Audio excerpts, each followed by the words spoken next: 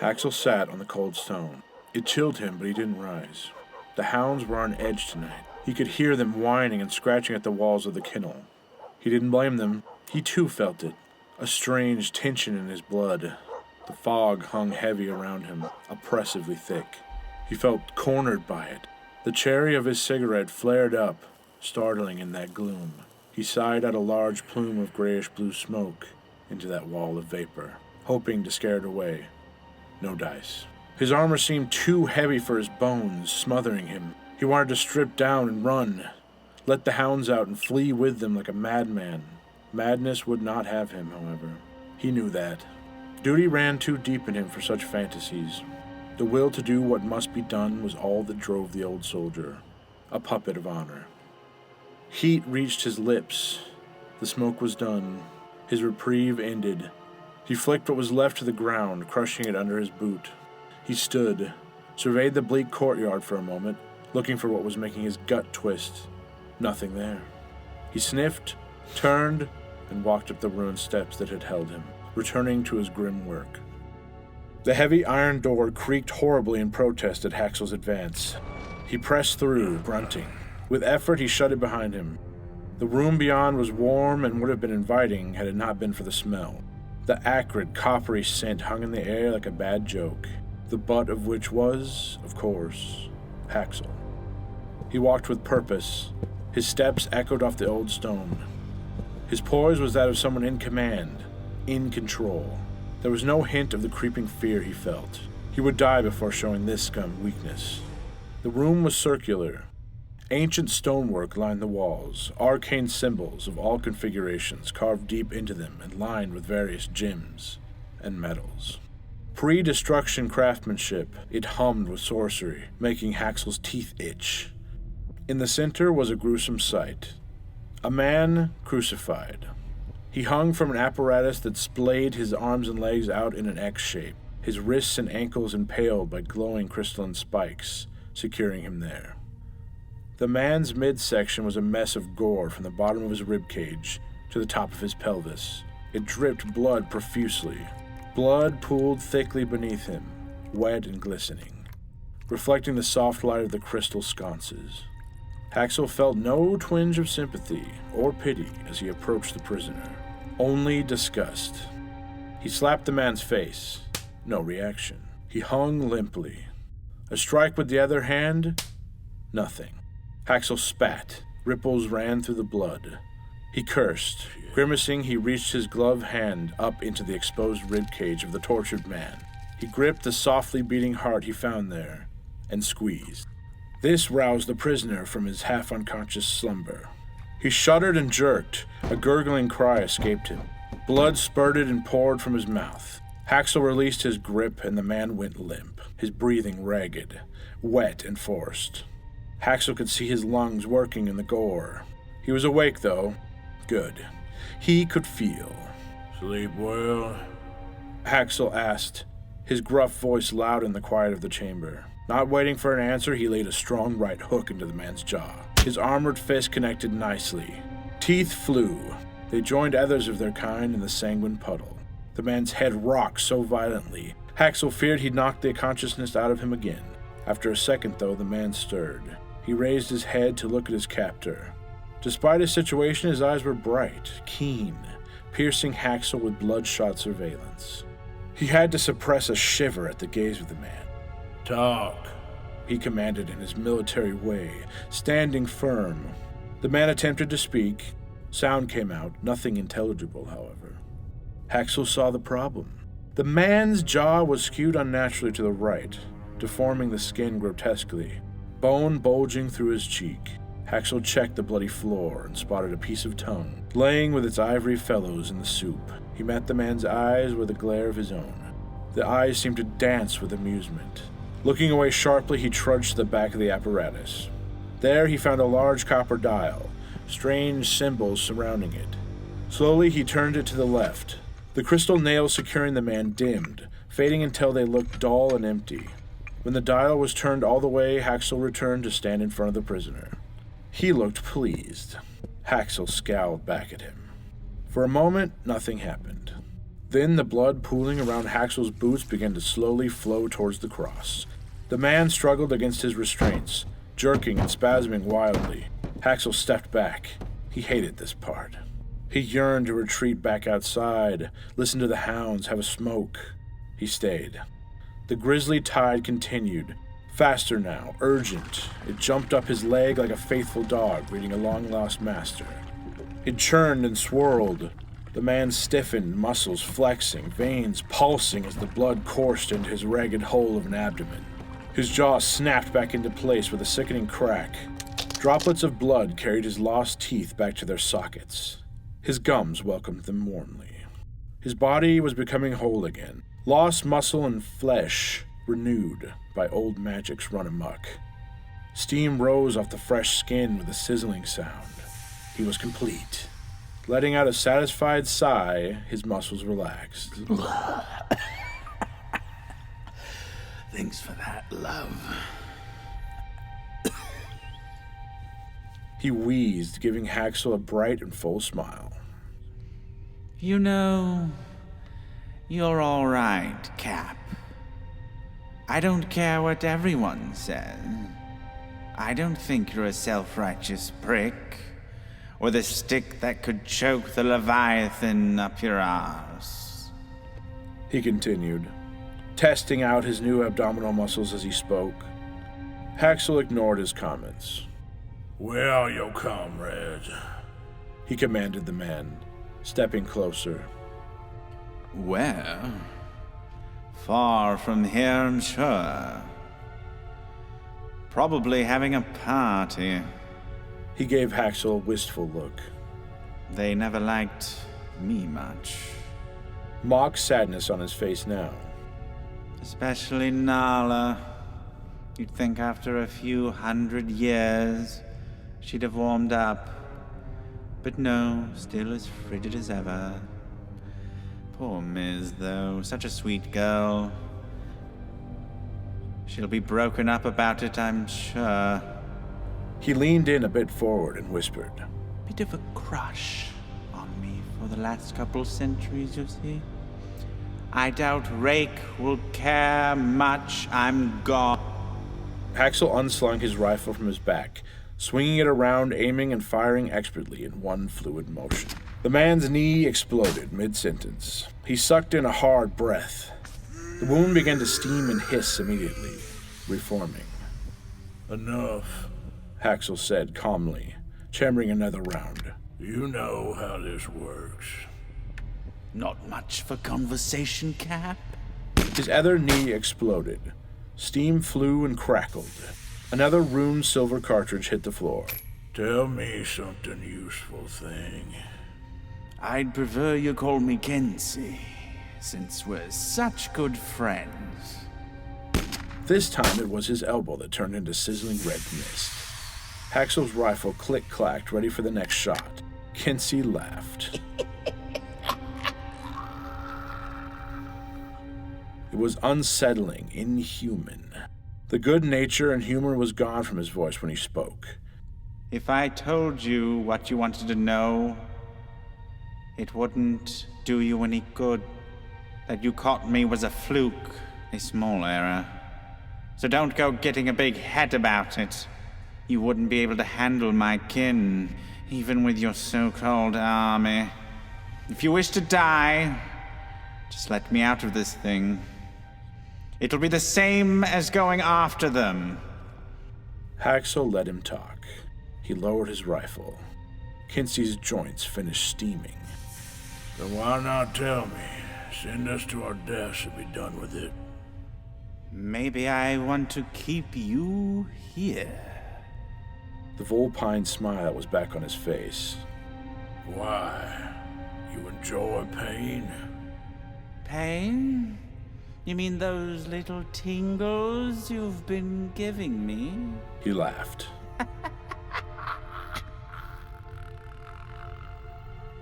I've felt things you can't imagine, Cap. This is nothing. Arrogant beast. Haxel fired a shot into the man's shoulder, but his heart wasn't in it. Kencey didn't even flinch. The steam curled around his face. Don't you have some place better to be? Loved ones to hold in these dark times? I know my company is divine, but honestly, man, you should retire. You look like shit. Thoughts of Tana came, unbidden, to Haxel's mind. Memories of her frolicking as a young girl. Better times. She was almost a woman now. He felt old. Tired. He wanted to see her. Duty, however, pulled his strings. He hardened. Why keep us here? Tell me straight. Haxel threatened, without much zeal. Well, dear Captain, as you look for us, so do we look for you. He flexed against his restraints menacingly. They held. He continued. It's only fair, I should think. Haxel's blood went cold. He struggled with his composure, tried to remain stone-faced, his usual demeanor. Too late, though. Kencey had the scent. You feel it, don't you? Your hounds surely do, by the sound of it. Do you know what it is, Cap? Doom. For you and every living thing in this ruin. Kencey cocked his head sharply, as though someone had shouted his name. He looked elated. Freakish glee splashed across his face like spilled blood. Looking back to his captor with predatory eyes, he shouted, Doom!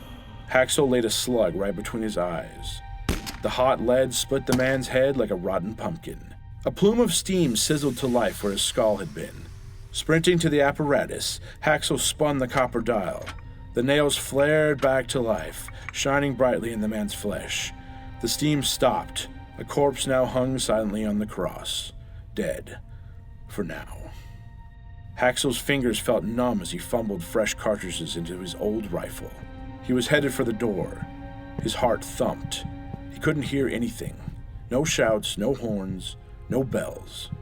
No attack, just the howls of those damn dogs, seeming more fervent now. Still, he felt it. The crucified thing was right. It stank of doom. His rifle ready, he pushed the door with his shoulder, slowly. It gave its customary groan. He cursed the noise, hoping the complaints of the hounds would cover the sound. He peeked through the door, surveying the courtyard down his rifle barrel. With the stock firmly against his shoulder, he felt more at ease. The courtyard remained pea soup. Haxel couldn't see a thing past the bottom step. He stayed frozen in place, straining his eyes and ears for any sign, any warning, holding his breath. The hounds were too loud, the fog too thick. His most critical senses made useless. The barking, whining, and howling reached a mad crescendo. Cold sweat ran down Haxel's face. The cacophony from the kennel began to change then, shift into something monstrous. The voices of the hounds forming into one distorted cry, sounding almost human. Bones snapping, skin tearing, writhing in pain. Haxel burst from the door, grabbing the chain of the old bell affixed to the side of the tower. He rang it furiously. Attack! He bellowed into the fog. To arms! After a moment, he dropped the chain and reached into his hip pouch. He pulled out a turquoise glass sphere about 2 inches in diameter. He cracked it against the stone and flung it into the fog, towards the kennel. It flared, shining bright light into the fog as it soared. The troops were stirring. He could hear shouts and footsteps. Putting the rifle back to his shoulder, he set his sights on the glow in the fog. Visibility was still awful, but he thought he could see the wall of the kennel. As he watched the wall, a hastily built wooden structure took a blow. It splintered and cracked. The thing inside screeched and gurgled in rage. Haxel breathed out and squeezed the trigger. By the sound of a wretched howl of pain, he guessed he had hit the thing. It was far from done, though. It still savaged the wall. As Haxel chambered another round, a figure emerged from the fog to his right. He swung, finger on the trigger, almost fired. He stopped himself, recognizing the man as his lieutenant, Cedrin.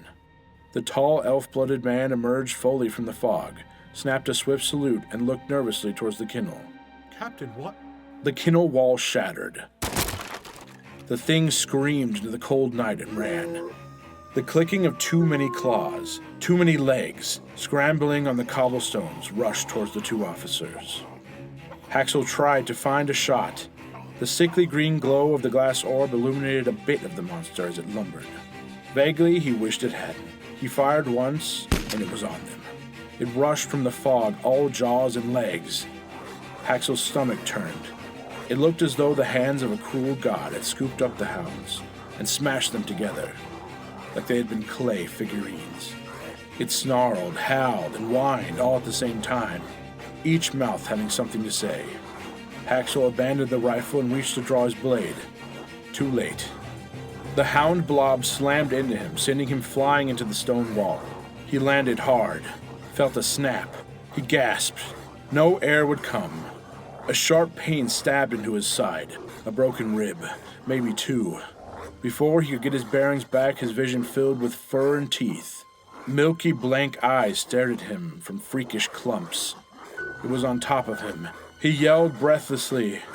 While some of the jaws gnawed uselessly on the steel of his plate, others found flesh, biting deep. Haxel struggled. He shoved his mailed fist into the throat of the one trying to chew his face off. His other arm had to contend with two more. He couldn't get the leverage he needed. A cluster of hound legs held that arm down while the teeth ripped through his bicep like a fresh steak. He tried to thrash, to kick, but the thing had its whole weight on him. More teeth pierced into his thigh where the metal had been torn away. He could feel the teeth scratching and cracking his bones. Strangely, as if he were far away, he saw that his arm had lost its battle with the jaws. The two mouths fought over it, like he had seen the hounds do with scraps of meat so many times. Blood spurt from the stump in time with his frantic heartbeat. Haxel found his voice. He screamed. Blackness creeped in at the edge of his vision. It threatened to take him. It promised warmth, peace. Then the thing cried out in pain. It whirled away from him, leaving him to bleed. Haxel strained to look. Through his blurred and bloodied vision, he saw Cedrin. Saints bless the man. Brandishing a blood-stained sword, he faced the beast, backing away slowly. It lunged at him and he bolted towards the camp. It followed. Haxel was alone again, on the cold stone. He could hear fighting. He rolled onto his side, coughing blood. The pain in his side nearly gave him to the darkness. He fumbled numbly with his remaining hand, trying to unfasten his belt, finally got it loose and cinched it tight around what was left of his arm. After that was done, he collapsed, breathing hard. He stared out into the fog, willing himself not to die. Men were screaming. Nothing he could do. He'd failed.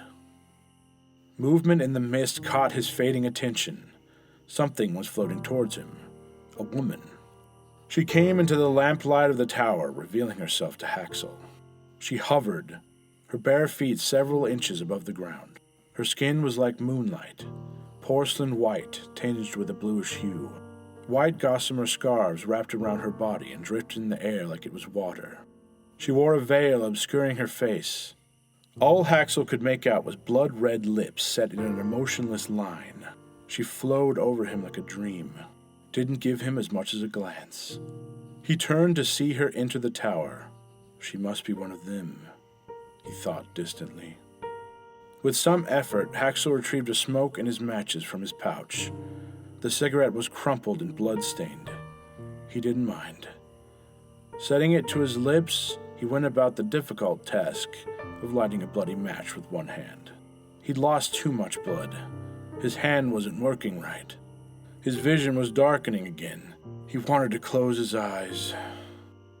Haxel was still stubbornly working the match when Kencey came out of the doorway, still steaming and sizzling. The woman floated close behind him. He put his hands on his hips and took a deep breath, enjoying the cool night air. Looking around, he noticed what was left of Haxel, and gave him a bright grin. Still hanging on, eh? Not many that meet one of Mrs. Little Beasties and live. Though I wouldn't call what you're doing living, per se.